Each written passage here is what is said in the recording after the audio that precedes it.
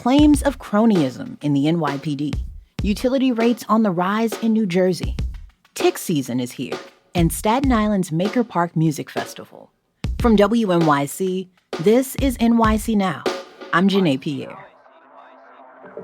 4 former NYPD chiefs filed lawsuits against the department earlier this week, alleging the Adams administration allowed a system of cronyism and corruption to take hold in the department.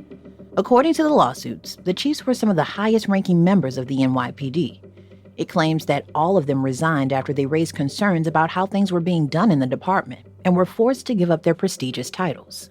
WNYC's Ben Feuerherd is covering the story. Ben, tell me about these lawsuits. Yeah, so the suits all cover a few years in the Adams administration that were really overshadowed by alleged corruption in city government, including in the NYPD. The allegations involve top former NYPD officials, including former Commissioner Edward Caban and Jeffrey Magri, who both resigned after allegations of corruption came out against them. Caban notably had his house raided by the FBI, but he's never been charged with a crime. And the suits were filed by former chiefs who say they went against moves in the department made by friends of the mayor. They include James Essig, who was the former chief of detectives, a sort of public-facing role that's extremely important in the NYPD. What are some of the most significant allegations in these lawsuits? So they allege that friends of the mayor who held top jobs in the department, people like Magri and Caban, worked to promote unqualified officers to important jobs in the department. And this included transferring unqualified officers to powerful federal local task forces, including a money laundering unit called the El Dorado Task Force. One suit also alleges that there are a number of improper transfers to the Special Victims Unit, which is the unit that investigates sex crimes in the city. There's even an allegation that Caban, the former commissioner, was selling promotions for up to $15,000, but his attorney strongly pushed back on that. You know, Ben, I can't help but think about the impact that something like this would have on everyday New Yorkers. Yeah, so the former chiefs, they're all represented by an attorney, Serena Townsend, and she says the alleged corruption and cronyism in the department has real effects on public safety in the city.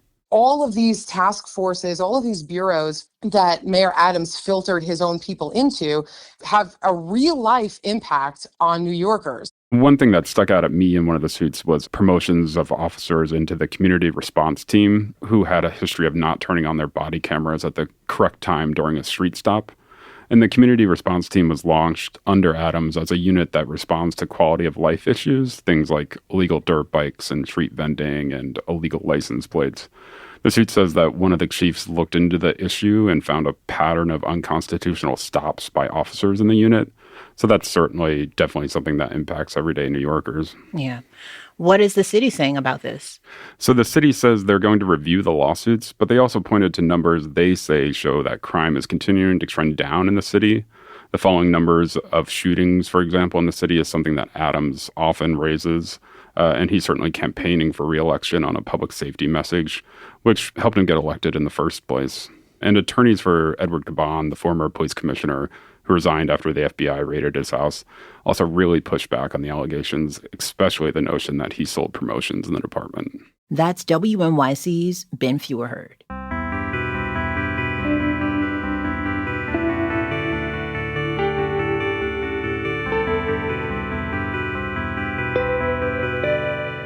Now to New Jersey. Governor Phil Murphy's office says utility bills spiked 20% in the Garden State last month. The Murphy administration and some experts say they believe President Trump's tax bill will make them go even higher. Trump's bill increases U.S. reliance on fossil fuels while gutting incentives for wind and solar energy. Abe Silverman is the former general counsel for the New Jersey Board of Public Utilities. Silverman says making it harder to bring renewable energy online is going to be expensive. Making clean energy or any other form of electricity generation more expensive or harder is going to raise prices for your consumers. Murphy's office says every option to reduce energy costs in the Garden State is on the table. In New York, there's a fight against Con Edison's proposed rate hike. The utility giant is seeking state approval to increase rates 11% for electricity and 13% for gas. That plan has received backlash from ratepayers, elected officials, and advocates. New Yorkers can share their thoughts at in-person hearings this week. Tick season is going to be bad in the region this summer. After the break, we discuss ways to protect yourself against the external parasite. Stay close, but not as close as a tick.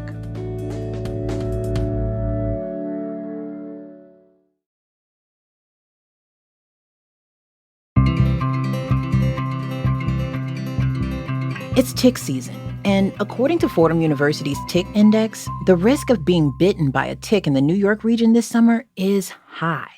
Dr. Tom Daniels has spent 40 years studying the external parasites. He's also director of Fordham University's Lewis Calder Center in Westchester County. He warns that ticks are not to be underestimated. Ticks are very important because they're doing quite well in forested areas. Tick habitat is there. We move into it. A lot of our risk is peridomestic. It's right around the house. And consequently, we're exposed at levels that we hadn't been for a long time. Daniel says ticks are the most important vectors of disease in the U.S.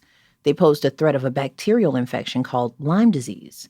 Daniel says the disease can be treated with antibiotics, but you can potentially have long-term problems with your heart or nervous system.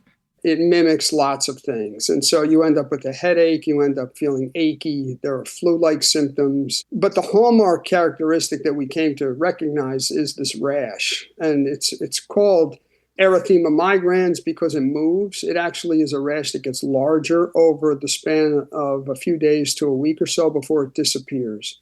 And it often has the appearance of a bullseye. I think we can all agree. No one wants a rash. Unlike ticks, a rash is something you can typically feel. Daniel says the problem with ticks is that you never know when one is attached to you. And they've gotten pretty good at it. After all, ticks have been around for about 90 million years. And they figured out a way to avoid being detected. The primary way they do that is to attach while they're secreting a number of different chemical compounds into the wound that they just created. And those compounds reduce itching, and they reduce inflammation, and they reduce antibody response. You can go days without realizing you've got a tick attached to you. And that's just the strategy that they use to feed on you. So without doing inspections of yourself, looking very, very closely, especially if you've been outdoors, and finding a tick and pulling it off, the likelihood of knowing you've actually been bitten is pretty remote. Daniel says ticks enjoy damp and shaded areas where there's relatively high humidity at the ground. So if you plan on hanging in the woods, forests, or any campgrounds this summer, be sure to wear long sleeves and use repellents. If that doesn't work and you find a tick attached to your skin, you should remove it as soon as possible. Daniel says the bacteria that causes Lyme disease takes a little bit of time to be transmitted by an infected tick. And so you have about 24 to possibly 48 hours before an infected tick is able to transmit the bacteria to the organism it's biting. But there are other pathogens in that tick. And so the safest thing you can do is to get that tick off as soon as you see it. Grab a pair of sharp, pointy tweezers, grab the tick as close to your skin as possible, and pull it out. That's Dr. Tom Daniels, director of Fordham University's Lewis Calder Center.